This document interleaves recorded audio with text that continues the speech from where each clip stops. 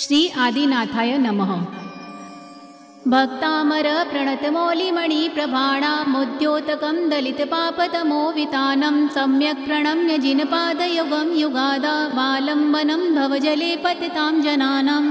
यः संस्तुतः सकलवाङ्मयतत्त्वबोधादुद्भूतबुद्धिपटुभिः सुरलोकनाथे स्तोत्रे जगत्त्रितयचित्तहरेरुदारे स्तोषे किलाहमपि तं प्रथमं जिनेन्द्रम् बुद्ध्या विनापि विबुधार्चितपादपीठ स्तोतुं समुद्यतमतिर्विगतत्र पोहं बालं विहाय जलसंस्थितमिन्दुबिम्ब मन्यः क इच्छति जनः सहसा ग्रहीतुं वक्तुं गुणान् गुणसमुद्रशशाङ्ककान्तान् कस्ति क्षमः सुरगुरुप्रतिमोऽपि बुद्ध्या कल्पान्तकालपवनोदतनक्रचक्रं को वा तरितुमलमम्बुनिधिं भुजाभ्यां सोऽहं तथापि तव भक्तिवशान्मुनीश कर्तुं स्तवं द्विगतशक्तिरपि प्रवृत्तः प्रीत्यात्मवीर्यमविचार्य मृगो मृगेन्द्रं नाभ्येति किं निजशिशो परिपालनार्थम् अल्पश्रुतं श्रुतवतां परिहासधाम त्वद्भक्तिरेव मुखरीकुरुते बलान्मां यत्कोकिलः किल मधौ मधुरं विरोति तच्चारुच्युत्तकलिकानिकरेकहेतु त्वत्संस्तवेन भवसन्ततिसन्निबद्धं पापं क्षणात् क्षयमुपैति शरीरभाजाम् आक्रान्तलोकमलिनीलमशेषमाशु सूर्याशु भिन्नमिव शार्वरमन्धकारम् मत्वेति नाथ तव संस्तवनं मयेदमारभ्यते तनुधियापि तव प्रभावात् चेतो हरिष्यति सतां नलिनीदलेषु मुक्ताफलधुतिमुपैति ननोदबिन्दुः आस्तां तव स्तवनमस्तसमस्तदोषं त्वत्संस्कतापि जगतां दुरितानि हन्ति दूरे सहस्रकिरणः कुरुते प्रभैव पद्माकरेषु जलजानि विकाशभाञ्जी नात्यद्भुतं भुवनभूषणभूतनाथ भूते गुणैर्भुवि भवन्तमभीष्टुवन्त तुल्या भवन्ति भवतो ननु तेन किं वा भूत्याश्रितं यनात्मसमं करोति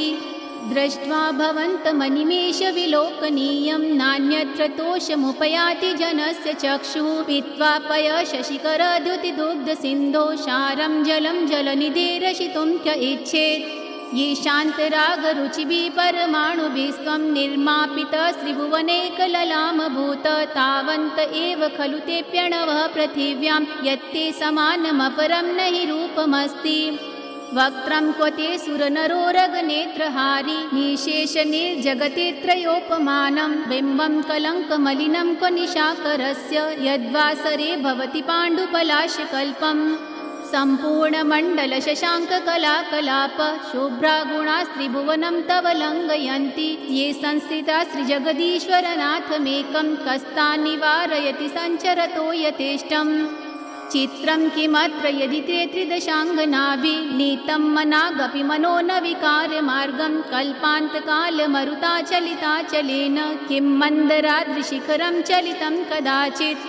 निर्धूमवर्तिरपवर्जिततैलपूरः प्रश्नं जगत्त्रयमिदं प्रकटीकरोषि गम्यो न जातुमरुतां चलिताचलानां दीपोपरस्वमसि नाथ जगत्प्रकाशः नास्तं कदाचिदुपयासि न राहुगम्यः स्पष्टीकरोषि सहसा युगपज्जगन्ति नाम्भोदरोद्धरनिरुद्धमहाप्रभाव सूर्यातिशायि महिमासि मुनीन्द्रलोके नित्योदयं दलितमोहमहान्धकारं गम्यं न राहुवदनस्य न वारिदानां विभ्राजते तव मुखाब्जमनल्पकान्ति विद्योतय जगदपूर्वशशाङ्कबिम्बम् किं सर्वरीषु शशिना हि विवस्वता वा युष्मुन्मुखेन्दुदलितेषु तमस्सु नाथ निष्पन्नशालिवनशालिनि जीवलोके कार्यं कियत् जलधरे जलभारनम्रेः ज्ञानं यथा त्वयि विभाति कृतावकाशं नैवं तथा हरिहरादिषु नायकेषु तेजस्फुरणमणिषु याति यथा महत्त्वं नैवं तु काचशकले किरणाकुलेऽपि मन्ये वरं हरिहरादय एव द्रष्टा द्रष्टेषु येषु हृदयं त्वयि तोषमेति किं वीक्षितेन भवता भुवि येन नान्यः कश्चिन्मनोहरति नाथ भवान्तरेऽपि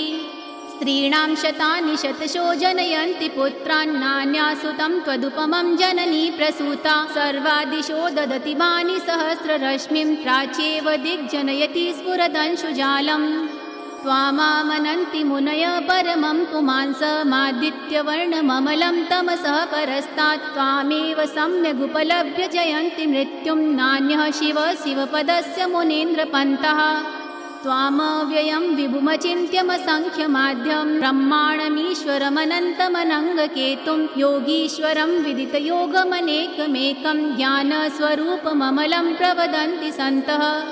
बुद्धस्त्वमेव विबुधार्चितबुद्धिबोधात् त्वं शङ्करोषि भुवनत्रयशङ्करत्वात् धातासि धीरशिवमार्गविदे विधानात् व्यक्तं त्वमेव भगवन् पुरुषोत्तमोऽसि तुभ्यं नमः त्रिभुवनार्तिहराय नाथ तुभ्यं नमः क्षितितलामलभूषणाय तुभ्यं नमः त्रिजगतः परमेश्वराय तुभ्यं नमो जिनभवोदधिशोषणाय को विस्मयोऽत्र यदि नाम गुणैर्विशेषे त्वं संश्रितो निर्वकाशतया मुनीश दोषैरुपात विविधाश्रयजातगर्वे स्वप्नान्तरेऽपि न कदाचिदपीक्षितोऽसि उच्चैर्शोकतरुसंश्रितमुन्मयूख मा भाति रूपममलं भवतो नितान्तं स्पष्टोल्लसत्किरणमस्ततमोवितानं बिम्बं रवेरिव पयोधर पार्श्ववर्ती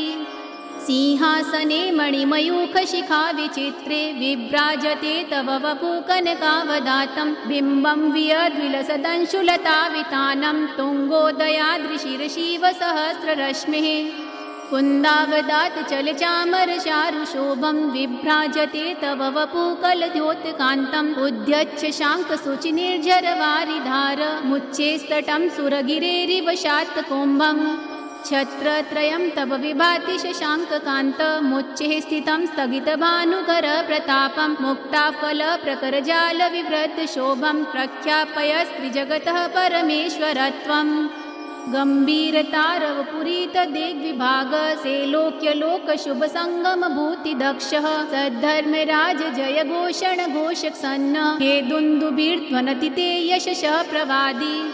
मन्दारसुन्दरनमेरुसुपारिजात सन्तानकादिकुसुमोत्करवृष्टिरुद्धा गन्धोदबिन्दुशुभमन्दमरुत्प्रपाता दिव्यादिवः पतितते वचसां ततिर्वा शुम्भत्प्रभावलय भूरिविभाविभोस्ते लोकत्रये द्युतिमतां द्युतिमाक्षिपन्ति प्रोद्यद्दिवाकरनिरन्तर भूरिसङ्ख्या दीप्त्या जयत्यपि निशामपि सोमसौम्याम् स्वर्गापवर्गगममार्गविमार्गणेष्ट सद्धर्मतत्त्वकथनैकपटुस्त्रिलोक्यः दिव्यध्वनि भवति ते विशदार्थ सर्वभाषास्वभावपरिणामगुणे प्रयोज्यः उन्नीदहेम नवपङ्कजपुञ्जकान्ति पर्युल्लसन्नखमयूखशिखाभिराम पादोपदानि तव यत्र जिनेन्द्रदत्तः पद्मानि तत्र विबुधा परिकल्पयन्ति इत्थं यथा तव विभूतिरभूर्जिनेन्द्रः धर्मोपदेशनविदो न तथा परस्य यादृक्प्रभादिनकृतः प्रहतान्धकारा तादृक्कुतो ग्रहगणस्य विकाशिनोऽपि स्योतन्मदा विलविलोलकपोलमूल मत्त भ्रमद्भ्रमरनादविवृद्धकोपम् एरावतावमिवमुद्धतमापतन्तं दृष्ट्वा भयं भवति नो भवदाश्रितानाम् भिन्नेभकुम्भगलदुज्ज्वलशोणिताक्त मुक्ताफलप्रकरभूषितभूमिभागः बद्धक्रमः क्रमगतं हरिणाधिपोऽपि नाक्रामति क्रमयुगाचलसंश्रितं ते कल्पान्तकालपवनोदतव हि कल्पं दावानलं ज्वलितमुज्ज्वलमुत्फुल्लिङ्गं विश्वं जिगत्सुमिव सन्मुखमापतन्तं तन्नामकीर्तनजलं समयत्यशेषम् रक्तीक्षणं समदकोकिलकण्ठनीलं क्रोध्योदतं फणिनमुत्फणमापतन्तम् आक्रामति क्रमयुगेन निरस्तशङ्कस्त्वन्नामनागधमनीरदियस्य पुंसः वल्गतुरङ्गगजगर्जितभीमनाद माजोबलं बलवतामपि भूपतीनाम् उद्यत्तिवाकरमयूखशिखापवेद्यं त्वत्कीर्तनात्तम इवाशुभिधामुपैति कुन्ताग्रभिन्नगजशोणितवारिवाह वेगावतारतरणातुरयोधभीमे युद्धे जयं विजितदुर्जयजेयपक्षास्त्वत्पादपङ्कजवनाश्रयिणो लभन्ते